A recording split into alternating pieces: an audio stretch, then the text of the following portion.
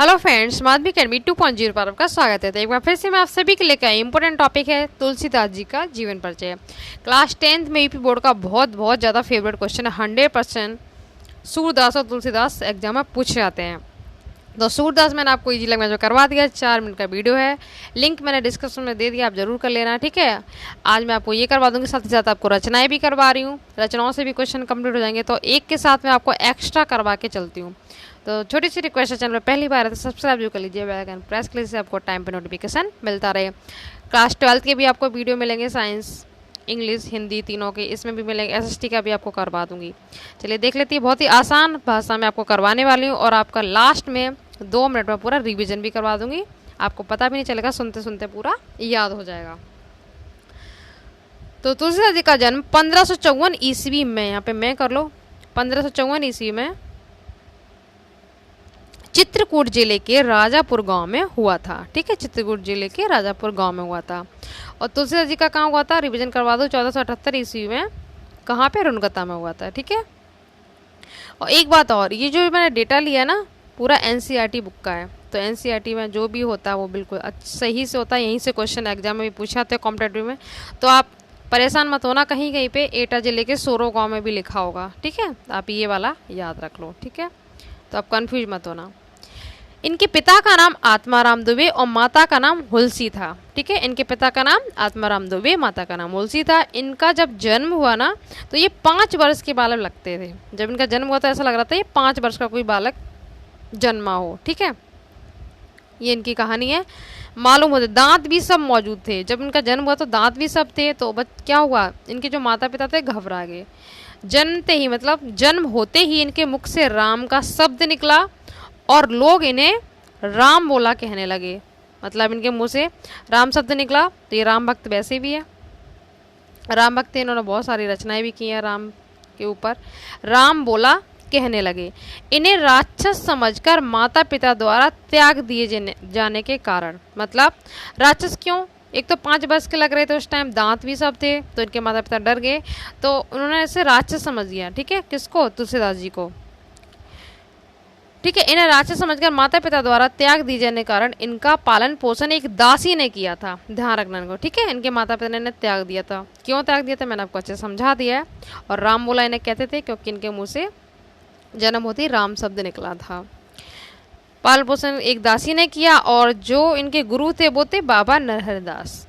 ज्ञान एवं भक्ति की शिक्षा बाबा नरहरदास ने दी थी। ठीक है, देखो बल्लवाचार किसके थे, सूरदास जी के गुरु जी थे। बा से बल्लवाचार और यहाँ पे बाबा नरहरदास, ये किसके हैं, ट्रिक से याद कर लो, तुलसीदास नरहरदास। तो तुलसीदास के गुरु कौन हो गए, बाबा नरहरदास, और बल्लवाचार किसके थे, सूरदास जी के। ठीक है, इस तरह से आपको ट्रिक से याद रखना। इनका विवाह रत्नावली से हुआ था। किनसे, रत्नावली के साथ हुआ था। इनकी पत्नी के बारे में इनका बहुत ही फेमस एक कहानी है, वो मैं आपको बता देती हूँ और बहुत ईजी है, आपको याद भी हो जाएगा। ऐसा कहा जाता है कि अपनी पत्नी से बहुत ज़्यादा प्रेम करते थे। ऐसा माना जाता है कि, अब देखो आपको पता चलेगा भी, कि रत्नावली की फटकार से ही इनके मन में वैराग्य उत्पन्न हुआ था। ठीक है, इनकी पत्नी की फटकार से इन्हें संसारिक मोह को इन्होंने छोड़ दिया था। अब ऐसा क्या हुआ था जो इनकी फटकार लगी थी, वो देख लो। कहा जाता है कि एक बार पत्नी द्वारा बिना बताए ही मायके चले जाने पर तुलसी रात में आंधी तूफान का सामना करते हुए अपनी ससुराल पहुंच गए थे। अपनी ससुराल जा पहुंचे। ठीक है, इनकी पत्नी ने इन्हें बताया नहीं था, ये मायके चली गई और तुलसीदास जी, आंधी तूफान था फिर भी इनके घर पहुंच जाते हैं। पत्नी ने इसके लिए उन्हें बहुत फटकारा, मतलब पत्नी को इसी बात पर गुस्सा आ गया कि ये रात में पहुंच जाते हैं, तो इसी बात से उन्होंने इनकी फटकार लगा दी थी। तो पत्नी की फटकार सुन के ही इन्होंने क्या किया, सांसारिक जीवन को छोड़ दिया। इन्हें ये लगा कि इंसान से प्रेम करने के बाद ये वो हो रहा है, तो इससे अच्छा भगवान से किया जाए, तो ये छोड़ देते हैं सब कुछ। इनका अधिकतर समय काशी, अयोध्या और चित्रकूट में बीता। ठीक है, अधिकतर समय इनका काशी, अयोध्या और चित्रकूट में बीता। उसके बाद जो इनकी मृत्यु हुई है, 80 घाट पर इनकी मृत्यु 1680 ईस्वी में हो जाती है। ठीक है, 1554 में जन्म है और 1680 में इनकी मृत्यु है। रचनाएं देख लेते हैं, बहुत ही फेमस रचनाएं इनकी। मैंने इतनी, पेपर में जो जीवन परिचय था उसमें तो एक पूछी जाती है, मैंने इतनी क्यों ली है क्योंकि यहाँ से क्वेश्चन रचनाओं के भी आपके कवर हो रहे हैं। ठीक है, तो एक्स्ट्रा आपको करवा के चल रही हूँ। रामचरितमानस बहुत ज़्यादा पूछा जाता है और अवधी भाषा में रचना की थी इसकी, रामचरितमानस की। ये कॉम्पिटिटिव एग्जाम में पूछा था, ठीक है, अवधी भाषा में की थी। और कवितावली, दोहावली, ये दोहावली है, बाप पे डंडा नहीं आएगा, ठीक है, दोहावली इस तरह से लिखेंगे, दोहावली। गीतावली, इतनी बली है, कवितावली, दोहावली, गीतावली, विनय पत्रिका, जानकी मंगल, पार्वती मंगल, ठीक है, जानकी सीता का नाम है तो राम के ऊपर बोला था तो जानकी मंगल, पार्वती मंगल, ये सब इनकी फेमस रचना है। अब फटाफट मैं आपको 2 मिनट में रिवाइज करवा देती हूँ, ठीक है, किस तरह से आप करेंगे। तो इनका जन्म 1554 ईस्वी में कहाँ हुआ था? चित्रकूट जिले के राजापुर गांव में हुआ था, ठीक है। और इनका जो पालन पोषण है वो एक दासी ने किया था। इनके माता का नाम, पहले मैं आपको नाम बता दूं, रिवाइज करवा दूं। पिता का नाम आत्माराम दुबे और माता का नाम हुलसी था। और जब इनका जन्म हुआ था तो इनके मुंह से राम शब्द निकला था, इसलिए इनको राम बोला कहते थे। क्या कहते थे? राम बोला, ठीक है।